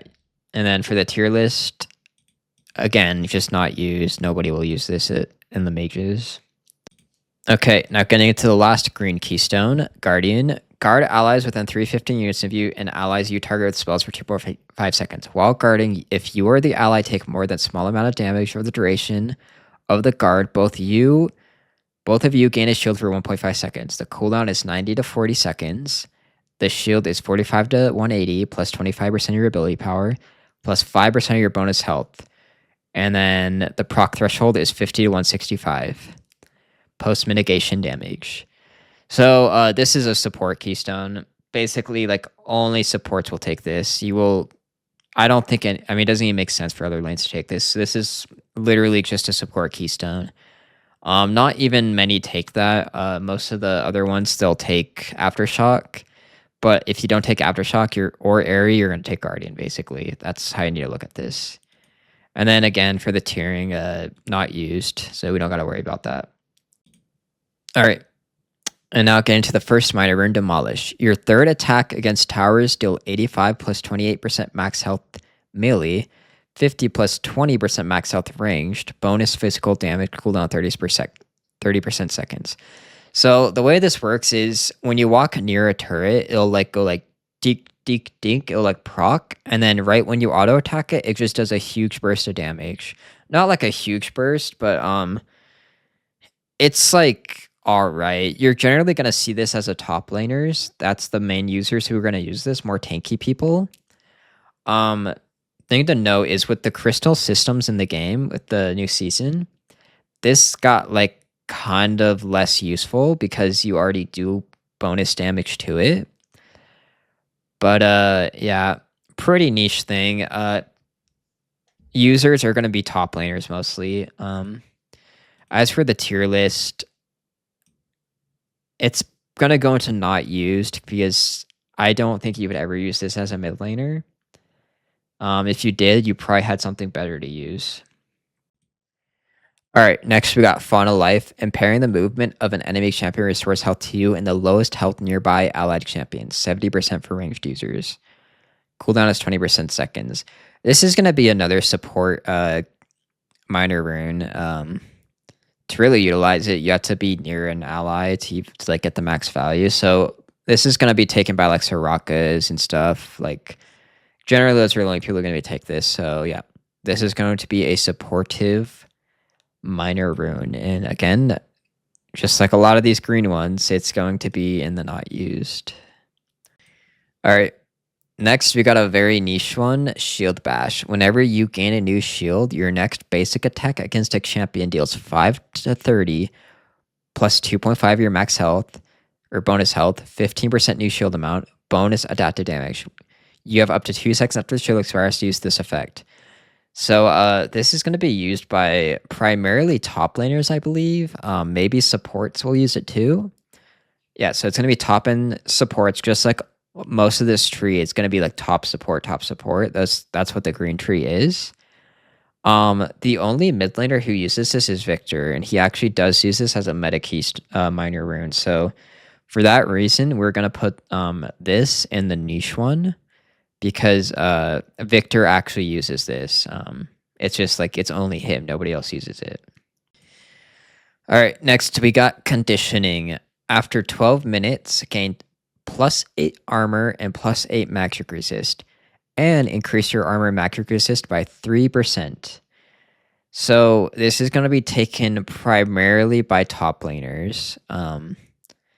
And you're only going to take this if you're a tank and you don't need the second wind or condition or bone plating, which we're going to get into. So this is going to be a very, very niche amount of champions who use this and very matchup specific, because these two actually help you survive in the landing phase, which is what this tree is. This is like a greedy option for scaling for tankiness, which is very odd. For that reason, it's gonna go into not used because I don't think any mid laner would ever use this ever. If you were, it's gonna be like a C or B. Like you just wouldn't use this honestly as a mage. All right, next we got Second Wind. After taking damage from an enemy champion, heal for 4% of your missing health over 10 seconds. So I would say every single person except for junglers would use this. Mid, probably not bots, supports and top laners would use this. This is a primary reason why, like, if you're versus an Akali or Yone, you'll never kill them. It's because the Second Wind to run shield combo. This is taken by a lot of meta champions, and it makes it so their sustain is high enough to where you actually can't just burst them out. Very, very annoying to go against. Helps a lot if you're a melee sustain user. Like, that goes to run shield, like I was saying. It's alright if you're ranged, but if you really want to utilize this, I would say you want to be a Doron shield user. Although if it's like a Xerath and they're getting poked like crazy, or a Victor, a lot of people go Second Wind versus those champions too. And then in our tier list, I'm going to put this in A, I think. It could go definitely S2. It's going to depend on your champion. If you're a Doron Shield user, I would say it's an S tier, but for primary, almost like all champions, which is what this is going to be based off of, it's going to go into A tier. All right, next we got Bone Plating. After taking damage from a champion, the next 3 spells or attacks you receive from them deal 30 to 60% based on damage, less damage. Duration 1.5 seconds, cooldown 55. I would say every single class except for jungle would use this, even including ADCs. This is a very significant effect. So if you got the max value at level 1, which is unlikely, because when people see you have the bone plating, generally they'll just hit you once and then back off. But if you did get the full value, that is 90 reduced damage level 1, which is insane. Bone plating, it counters a lot of champions, and it's going to be your primary way, especially in ranged champions, how you're going to deal versus champions that all in burst you.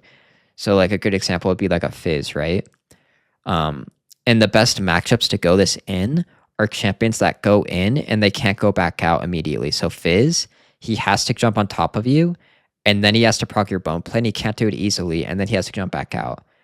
LeBlanc is another one a lot of people go into. So yeah, bone plating is very, very meta defining, and it makes a lot of matchups way, way easier than they otherwise would be. And because of that reason, we are going to put bone plating in S tier. Yeah, it's going to be your go-to defensive rune. If it's a hard lane, go bone plating. And you'll see this in a lot of matchups. There is downside of this rune to where if the opponent knows you're going to go it, they can just auto attack you, back off, wait, and then they go in, and then you don't have a rune. But if you're playing it a little bit smart, you should at least get at least 1 proc of the bone plating, which is going to be really helpful. All right. Final row, we got Overgrowth. Absorb life essence from monsters or enemies that die near you. Permanently gain 3 max health for every 8. When you absorb 120 monsters or enemy minions, gain additional 3.5% maximum health. So a thing to note about this, you don't actually have to last hit the minions. So they just have to die near you. So yeah, you can miss all the CS and you'll still get this. This is going to be paired generally with the bone plating and second wind like this. Like this is primarily what the meta people do, and it's going to be secondary. So it's like it's going to be like this, or like this is what people generally do. It's all right. It's not like an amazing effect. I think like once it actually finishes on mid laners, mages, it's going to be around like 120-ish HP. If you're a tank, it's obviously going to be more. You can run this on anyone, probably not a jungler, but mid, bot, support, top, all can utilize this because you're getting the monsters killing your, or the minions dying near you, right? So it's all right. It's not that amazing, but the reason why, and this is what I was saying about the Taste of Blood again, the Taste of Blood, like if you want to go this for sustain, there's no other defensive option, right? If you wanted to go defensive with the bone plating though, you actually have another option to go where this actually like helps you survive too. So you have 2 options to survive on like the one, right?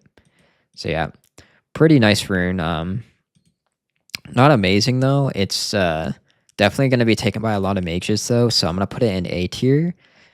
It's all right. Not too amazing though. All right, next we got Revitalize. Gain 5% heal and shield power. Heals and shields you cast or receive are 10% stronger on targets below 40%. So this is literally just like a supportive keystone. It's going to be taken on Soraka, healers, basically just champions like that. If you're a healer, you're probably going to go this. Not much to talk about. Tier list wise, obviously you're not going to use this as a mage. All right, getting into the final rune in the green tree, Unflinching. Gain 10 armor and magic resist when crowd controlled and for 2 seconds after. So notable thing about this works immediately when you get crowd controlled. So if the Rise W's you, you're getting that magic resist for the W too. It's not like Sheep Shot where it activates after. So that's pretty nice. 10 armor and magic resist is a lot. The issue with this rune is it's conditional. You have to actually be in the CC pattern for it to actually activate. And a lot of champions, they might burst you with damage that's not in their CC pattern. So for champions that only deal CC damage generally, you're going to get a ton of value out of this. So like the Fizz E's on top of you get slowed, you get all that magic resist then. 10 armor and magic resist right when it happens is quite a bit. Also, notable thing about this, there's no cooldown on it at all. So you can just infinitely have this forever. So that's really, really nice. Again, you already have to be in a losing situation. You have to be crowd controlled for this to activate. I would say every single person can utilize this again. ADC questionable, and then jungler would not use this either. And then this is going to go into an A tier. If the matchup is really, really good though, and their only CC, it could potentially be S. But just because it's so conditional, it's going to go into A tier, I believe. All right, and now we got into the final tree, Inspiration. Okay, so our first keystone is going to be Glacial Augment. Immobilize an egg champion will cause 3 glacial rays to eliminate from them towards you and other nearby champions. Creates frozen zones for 3 plus immobilize effects and slows them. So I'm not going to read all this, but basically, if you immobilize them, it's like it slows them after. It's a really odd keystone. I'll be honest, I don't even know who goes this, if anyone does go it. Like maybe support of champion. It's a very, very, very niche keystone. You will generally never see this in your games. And if you were to go this, you already know you go this. But yeah, I honestly can't even think of a champion that goes this personally. This is almost a filler keystone in my opinion, where like they don't know what to put here, and it's just a placeholder. You know what I mean? So I'm going to put it in not used because I honestly cannot think of a single champion that uses this. All right, next we have Unsealed Spellbook. I'm not going to read all the text, but basically, you get to swap your summoner spell to a different one, basically is the gist of it. And the first swap becomes available at 6 minutes.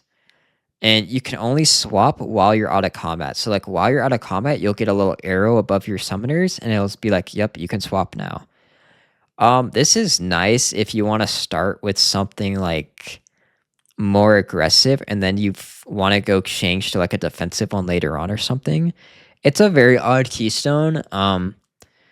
Notable thing is with the home guards, this kind of got nerfed a little bit because this had more value where you'd want to go TP for the laning later, but you also wanted to go like an offensive keystone or summoner spell, sorry. So yeah. The primary users of this are going to be junglers and mid laners, I would say, and supports. Supports actually go this quite a bit, and you will see them in your games, like they'll randomly TP. Even though they didn't go TP, that's because of the Unsealed Spellbook. So for mid lane, I'm going to say this is niche. The main user of this is going to be Twisted Fate. Twisted Fate doesn't have a keystone, so he just goes Unsealed Spellbook. Yeah, the other keystone Twisted Fate goes to is Electrocute, and sometimes Comet. But generally, Twisted Fate doesn't have a keystone, so he just goes the Unsealed Spellbook for the additional summoners and stuff. All right, we are now going to go over the last keystone of the video, First Strike. Attacks or abilities against a champion within 0.25 seconds of entering champion combat. Grants 10 gold and first strike for 3 seconds, causing you to deal 7% extra damage against champions, and granting 35 for ranked champions of bonus damage dealt as gold. Cooldown 25 to 15 seconds. So this is going to be a very, very niche rune. It's going to be only on very specific champions that go it. It's also going to be a greedy keystone. I would say the main users of this are going to be junglers, mids, and tops. ADCs are generally never going to go this. Actually, no, I changed my mind. I think there is an ADC that goes it currently. So yeah, ADCs will also run this. Supports will just never run it. So actually, I think every role has someone except for supports that will run this. It's more of a greedy keystone, and the reason it's greedy is there's counterplay for the enemy. If they hit you first, you don't have a keystone, then this keystone just turns off. So if you take damage, this keystone turns off for 25 seconds. Then you have to wait. And then after 25 seconds, you get another chance to proc this. If you get hit again, it turns off. This is really good versus with burst champions. So Jace jungle was using this a lot, and the reason being is he can like poke you out of lane. Syndra uses this a lot. Gwen uses this a lot. Gwen jungle. So yeah, this is going to be your best like greediest keystone, and it's going to be on a very hyper specific champions. And then for that ranking, because of like the niche factor and everything, I'm gonna put it in niche just because like only certain champions run it. You can technically go this on any champion if you think that you're just never gonna kill the enemy champion. There's a few things about first strike. If you go it, you have to go inspiration primary, right? And you might not want to go inspiration primary. So let me give you an example. Like you want to go this, but then like you have to give up one of the Sourcery, right? If you like wanted to make Sourcery instead, if you go this, you have to go inspiration primary. And not to say these runes are bad, it's just you have to give up one of these. So like if I went this, I would give up Scourge, or if I went this, I would give up Transcendence, which can kind of suck. Also, because this is generally more of a scaling keystone, you're going to lose versus people who go Airy, Comet, and Electrocute, which are more laning focused keystones, or Conqueror. So yeah, it's something to keep in mind. And this is very specific on certain champions. If I didn't have it in niche, I'd probably put it in A tier. It's pretty good, but it's just hyper specific on certain champions. All right, now getting into the minor runes. Hex Check Flash. While Flash is on cooldown, it's replaced by Hex Flash. Channel for 2 seconds to blink to a new location. Cooldown 20 seconds. Goes on 10 seconds when you enter a champion combat. So this is going to be a jungler and support keystone. The primary users are going to be Alistar, Nautilus, and stuff like that. Poppy jungle also goes this. The way you utilize this is if you're playing Alistar, for example, and then you flash bottom, you can run mid lane on your roam timer, go over the Raptors wall, and then you could Hex Tech flash over the wall and surprise the mid laner. That's generally the main case use of this. This is definitely a meta keystone on all those, or rune on all those champions, and you will see this a lot in your games. Also, one thing to know about this rune though, people will know if you have it, so they'll know if your flash is on cooldown. So if you go this rune, just keep in mind everybody in the game who holds tab will know if you have flash or not. So yeah, that's something to keep in mind. A little bit downside of the rune. It's going to go into not used because I don't think any mid laner would ever use this, but on champions that actually would use this, it's an S tier rune, obviously. All right, next we have Magical Footwear. You gain free slightly magical boots at 12 minutes, but you cannot buy boots before then. For each takedown you acquire, the boots are 45% sooner. Slightly magical boots grant you an additional 10% movement speed. So when you do get these and you upgrade them, you get Swifty boots for free, because that's what Swifty boots are. It's 10 movement speed. So these are literally free Swifty boots once you upgrade it fully. Keep in mind, 12 minutes is very far into the game. And this is not a free rune. This isn't you get free boots. There's a huge downside. You cannot buy boots before then. So for 12 minutes, you have to not want boots. So if you're versus a Xerath, Syndra, Ori, anything where you need or Lux, stuff where you need to dodge skill shots, good luck if you go this keystone. You are going to struggle. This rune is better if you think you're better than the opponent also. So it actually has that benefit. I would say every single role in the game can run this. Junglers are going to be the primary users who run this because they don't need boots because they're not laning versus someone.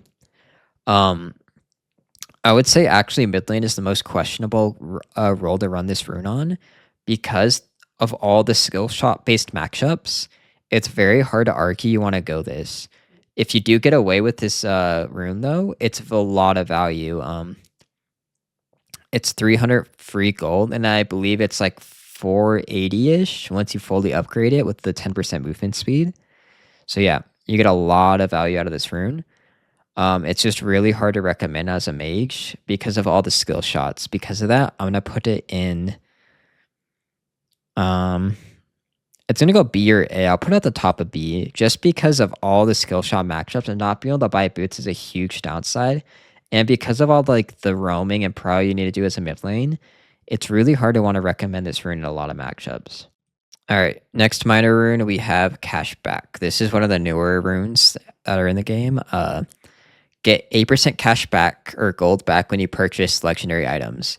So basically, as a mage or like a mid laner, if you buy an item, you get around 200-ish gold, 210, which is all right. Keep in mind, this is not with boots upgrade. This is only legendary items. So like you buy your Blackfire, you buy your Ludens, whatever. The primary users of this currently are bot laners. The meta for bot laners is you do this. They go this secondary every single game, so it'd be secondary, not primary.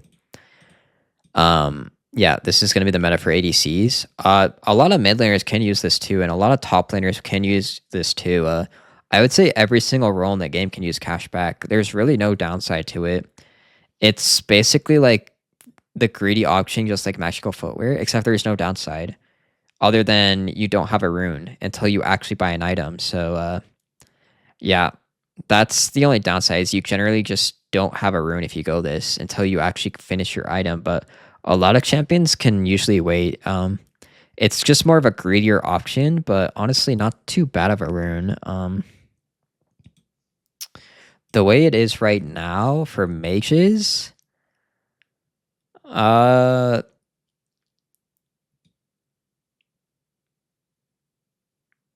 gonna say for mages, it's an A tier. For if you're an ADC, it's gonna be an S tier though.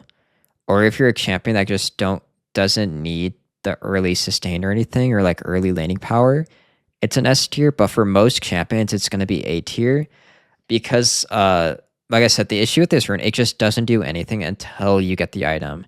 And then 210, it's generally not too amazing. And that's why this is really ran on a lot of ADCs, is because they don't get their power specs to like 2 to 3 items. So they're getting like 600 plus gold from this one rune. And the ADC quest, it gives you more gold too, so you get your items faster. So yeah, this is why it's generally meta on ADCs.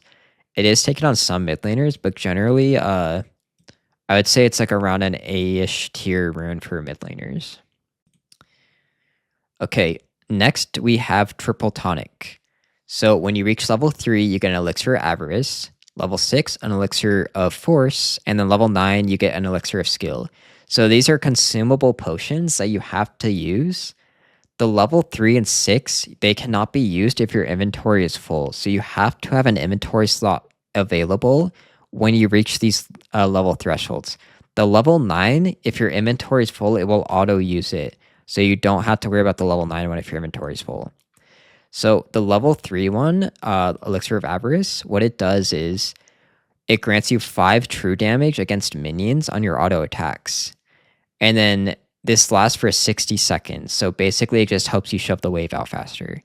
And then once it expires, you get 60 gold, which is kind of nice. It's not too amazing, but it's all right.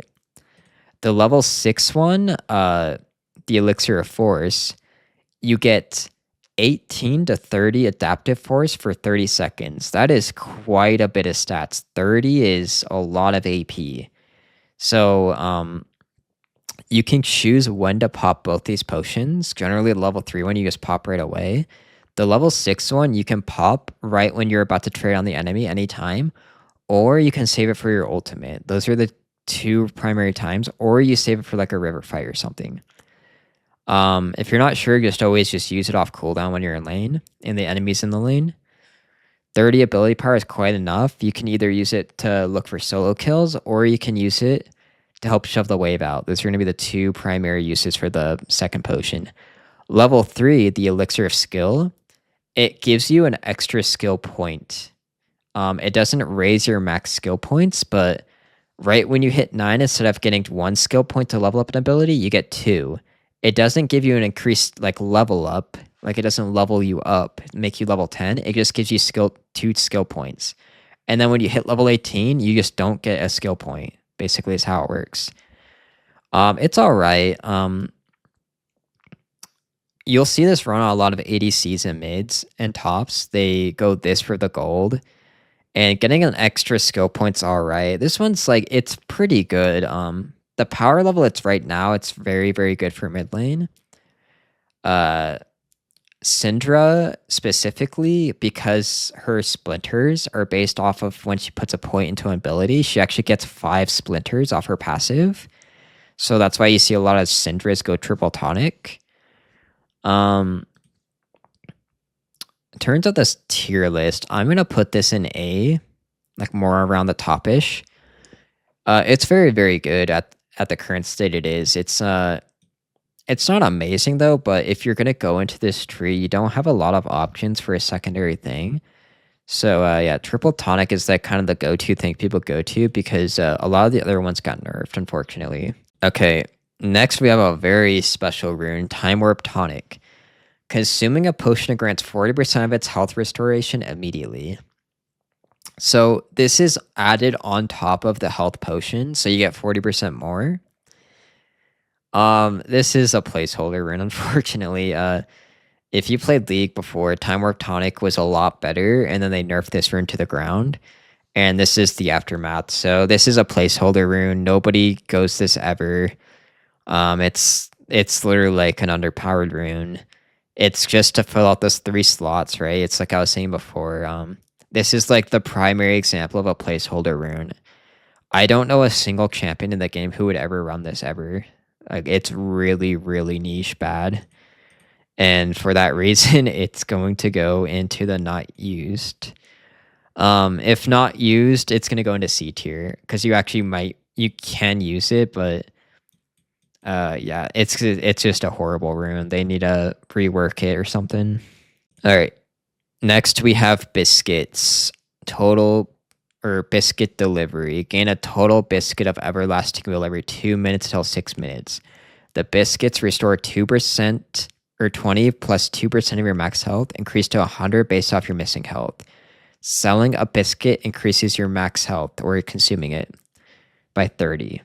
So if you use all 3 biscuits, you get 90 HP. If you're lower HP basically and you use the biscuit, you get more value.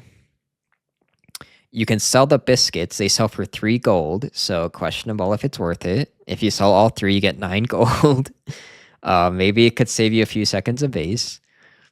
This rune, it's pretty underpowered. They nerfed this rune a lot over the years, unfortunately. This rune used to give you mana and stuff, and it used to be a lot better. They just kept on nerfing it and nerfing it and nerfing it. And now, basically, almost no one uses it. ADCs don't use it. They use triple tonic now. Top laners might use it for the sustain. Very hard to find a user for this.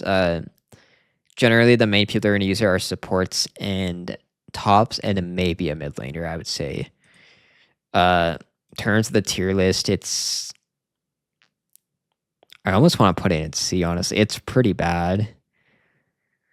Just because it gives you 90 max HP, though, which is kind of nice, I'm going to put it in B tier. It might be top of C tier, though. It's pretty bad. But I don't think it's like in this tier with these bozos. So, yeah, it's alright. It's not amazing, though. Alright, and now we're into the final tree. The final line. We got Cosmic Insight. Gain 18 Summoner Spell Haste and 10 Item Haste. Very, very simple. Not 50 lines of text. So, this is a very, very, very powerful rune. It might not sound like a lot. 18 Summoner Spell Haste, it can equate to like, I think it's 40 seconds off your flash, around there, 40. That's a lot. And your teleport, that is a lot. And then the item haste is actually very, very beneficial too, and it works level 1. So something you might not know is the item haste affects your ward cooldown. So if you place a ward down, you actually get a second ward faster than the enemy opponent, which is a really big deal. So you can be more greedy with how you place your wards down. Yeah, it's just a very, very nice rune, honestly. Like, it's very powerful too. And this affects all of your items. So Zanya's, Tier, Hextech, Protobelt, whatever item you might have that as an active, immediately just lower cooldown. Granted, it's a very short cooldown difference, and the Summoner spell haste is the bigger difference. But still, this is very nice, especially if you're an immobile champion who needs to rely on flash. That Summoner spell haste is really, really good. Also, in very high elo and competitive, when they count your or track your Summoner spell haste cooldown, so like they track your flash cooldown, this messes it up because they don't know if you go Cosmic Insight, right? So by default, your flash cooldown is 5 seconds, but now it's up by 40 seconds. So like if they tracked at 5, it's gonna be off, right? Their timing's gonna be off. Very niche use, but yeah, this is just generally a very, very powerful rune. And junglers abuse this a lot too because it lowers their smite cooldown, which increases their clear speed. So this is why junglers always go this thing. It's because free boots is knights, free gold, and this lowers their smite cooldown. So very, very nice. And then for the tier list, we're gonna put this in. I almost want to put it in S tier. I might put it at the very bottom of S tier. It's very, very nice. Like I said, the fact that it affects your ward cooldown is just so crazy good.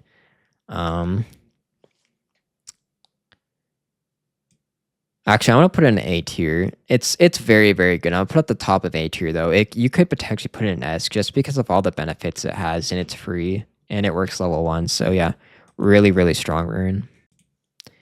Okay, next we have approach velocity.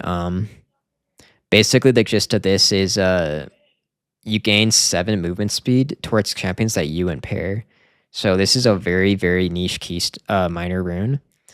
The main user of this is going to be Ashe. So if you play Ashe, you always go this always.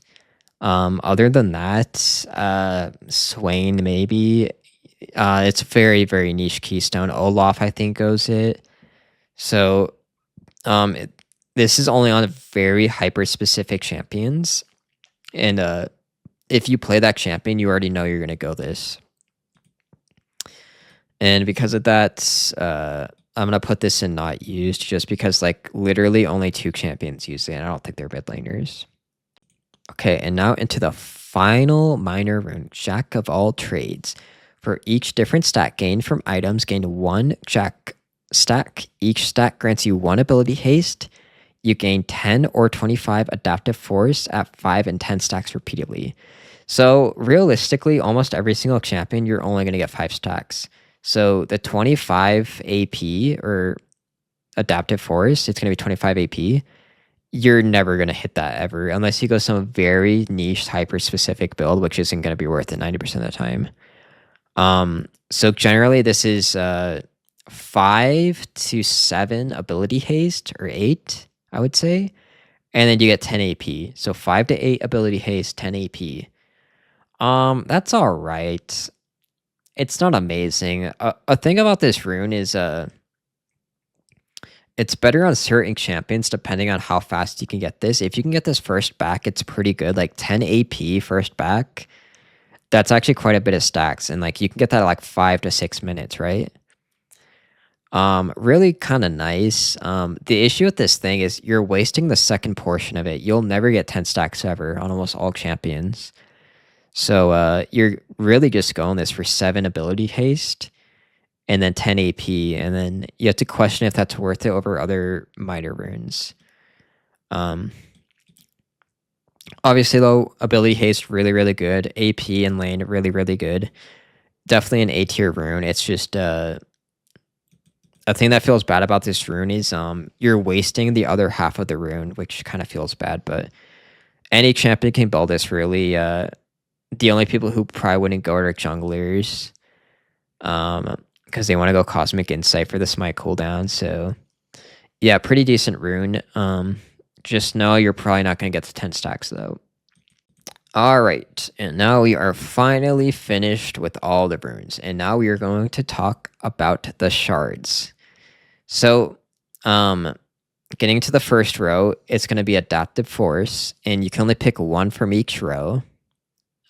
So the first one is going to give you 9 adaptive force, pretty straightforward.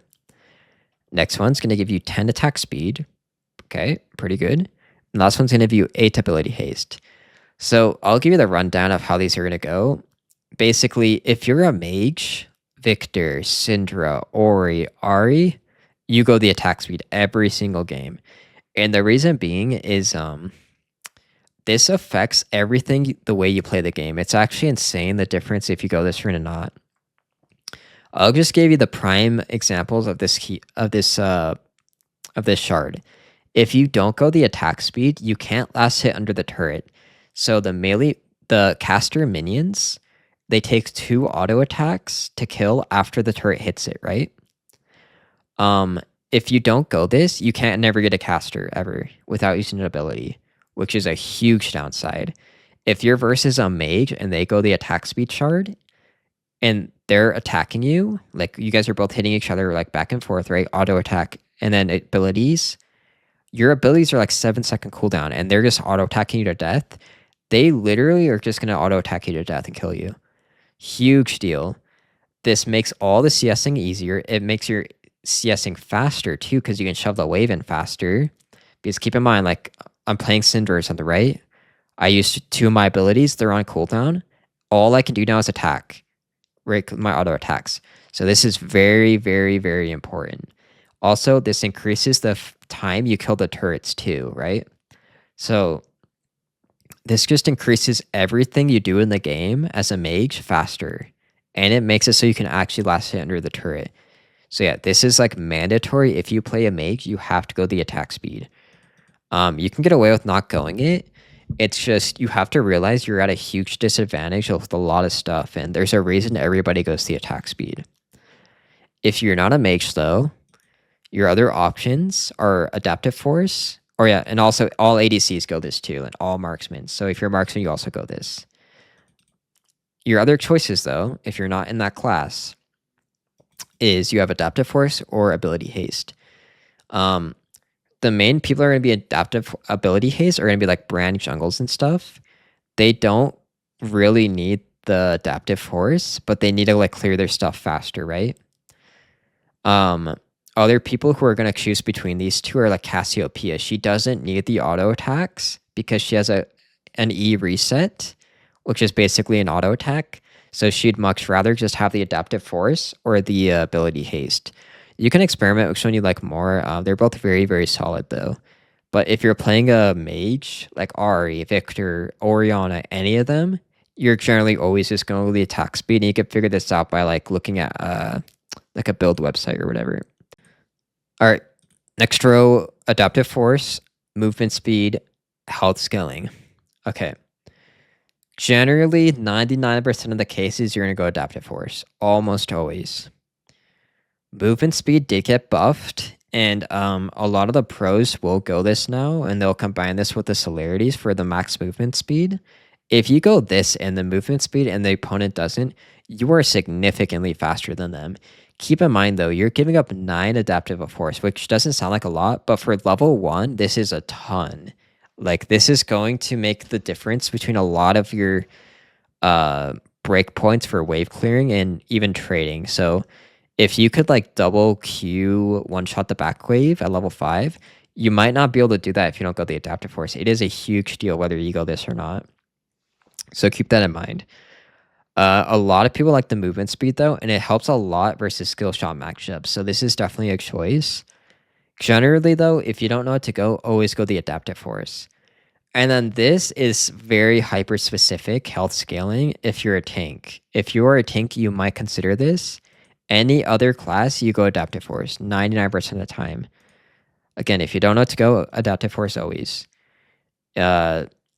If you really want to be fast, though, you can go the movement speed, pair with the celerity. It helps a lot with dodging stuff. Really, really useful.